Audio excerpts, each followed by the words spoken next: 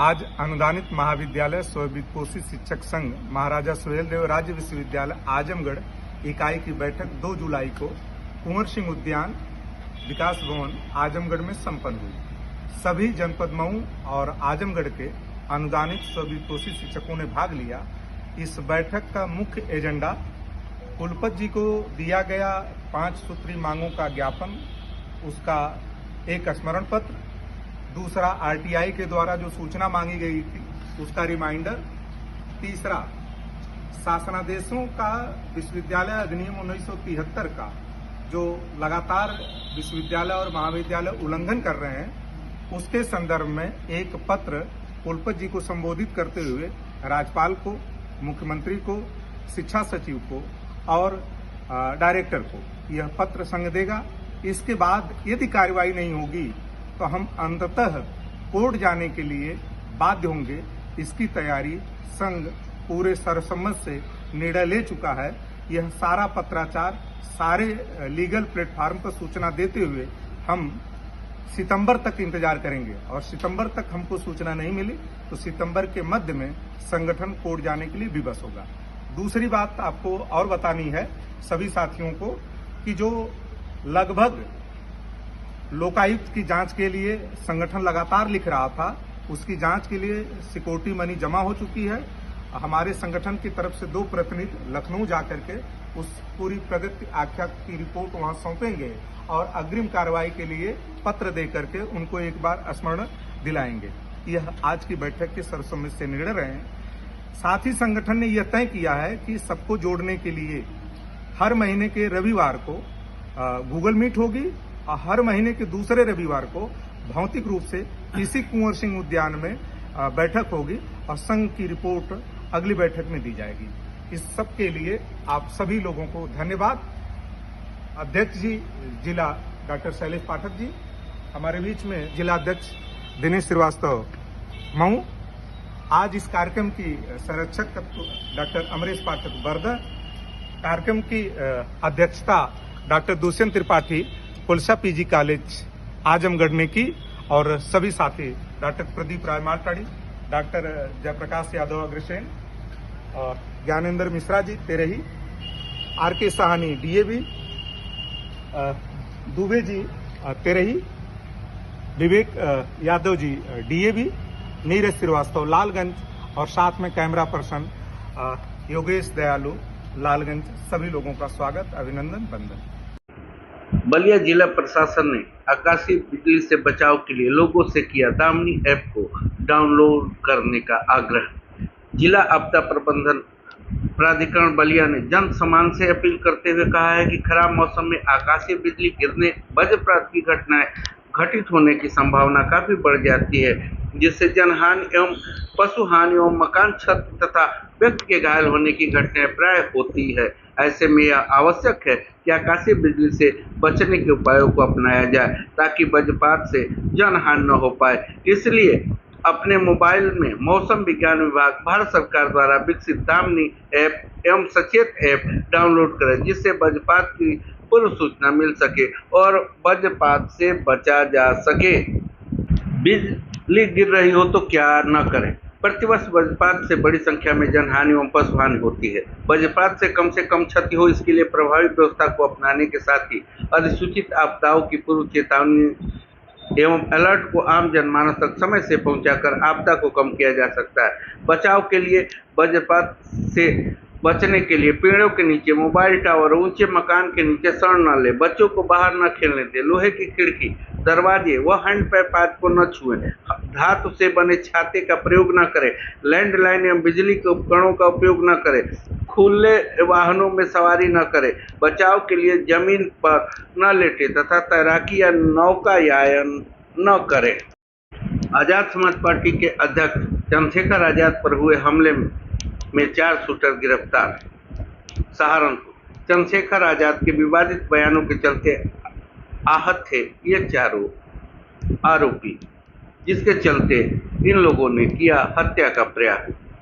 घटना वाले दिन 28 जून को चंद्रशेखर आजाद के कार्यक्रम की जानकारी होने पर हत्या करने की इन 4 ने ठान ली थी। चंद्रशेखर आजाद के समर्थकों ने से शूटरों ने ली थी देवबंद में अगले कार्यक्रम की जानकारी। करनाल का रहने वाला विकास चला रहा था हमले के वक्त स्विफ्ट गाड़ी। स्पीड ब्रेकर पर गाड़ी धीमे होते ही गाड़ी को ओवरटेक कर 3 राउंड फायरिंग की गई।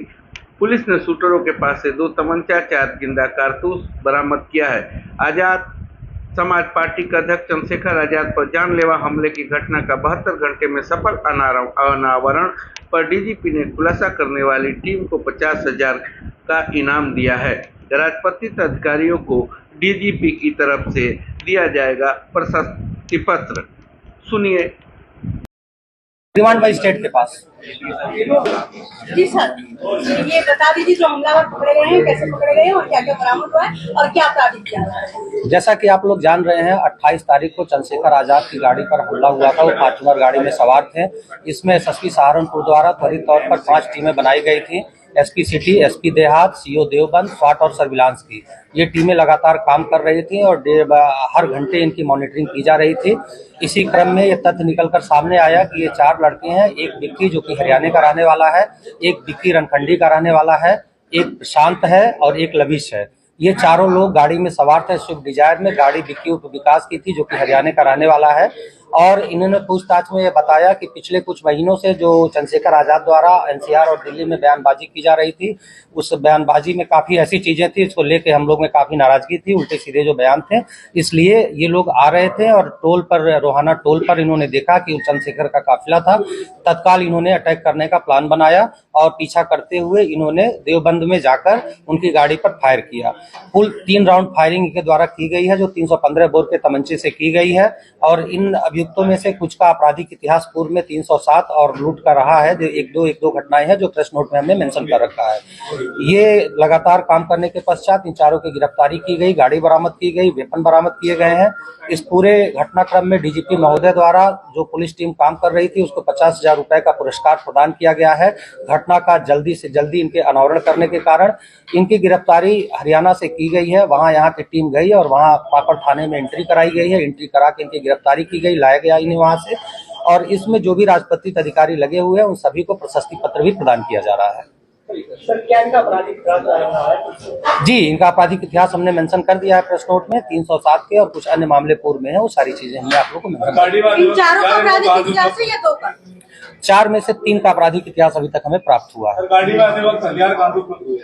हथियार इनके पास थे, जैसा कि हमने बताया पूर्व में भी इन्होंने 307 की और एक लूट की घटना में भी ये शामिल रहे देवबंद में, तो इनका आपराधिक इतिहास पहले से रहा है। जिस बयानों से ये आहत हुए थे, क्या वो राजनीतिक बयान थे या जातिगत बयान थे, कुछ बताया है इन्होंने? ये सारी चीजें बृहद अभी इसमें पूछताछ की जानी है। काफी तथ्य भी और सामने आने हैं, तो इनको हमें नियमानुसार अभी मजिस्ट्रेट के सामने पेश करना है। माननीय न्यायालय के सामने पेश करने के पश्चात फिर हम लोग रिमांड मांगेंगे और जैसे ही हमें अनुमति मिलेगी उस रिमांड के आधार पर अग्रिम और पूछताछ करेंगे। जो तथ्य सामने आएंगे वो आप लोगों से हम लोग शेयर करेंगे।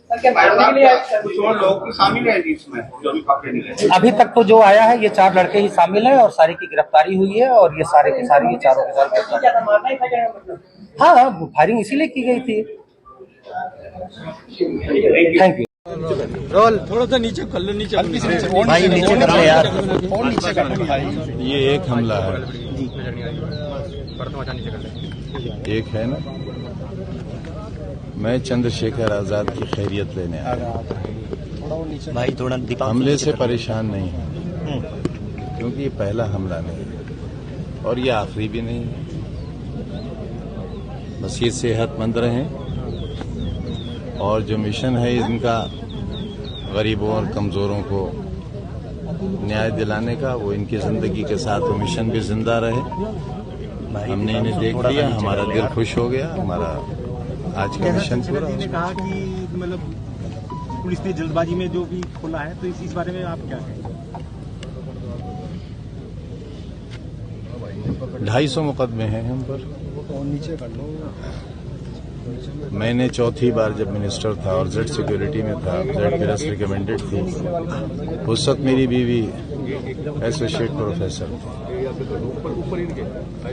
हमारे ऊपर ये मुकदमा है कि हम मियाँ बीवी ने एक शराब की दुकान लूटी, शराब की बोतलें लूटी और 16,900 रुपया गले से डाका मार के ले गए। मुर्गियां चुराई नहीं है हमने, मुर्गियों का डाका किया है। 395, 396 बकरियां, भैंसे, अलमारियां, किताबें। अब आप ऐसे व्यक्ति से अगर पुलिस के बारे में पूछोगे, तारीफ ही करेगा। हाँ साहब, मौजूदा सरकार सुरक्षा को लेकर बड़े बड़े वायदे करती है। अब देखते हो आप विपक्ष के साथ अब एक ही आवाज उठा रहा है कि सुरक्षा बिल्कुल फेल है। क्या कुछ कहेंगे? अब फेल कौन सा वाला है? कंपार्टमेंट आई है या सारे सब्जेक्ट्स में फेल है? कंपार्टमेंट अगर आती है तो प्रमोशन मिल जाता है। अब पहले ये तय करो कि कितने सब्जेक्ट में फेल है सरकार, और जाकू राखे साईं यहाँ मार सके ना कोई। बचाने वाले भी कभी जो आज सत्ता चला रहे हैं उनका इतिहास भी मालूम है ना। ठीक थैंक यू।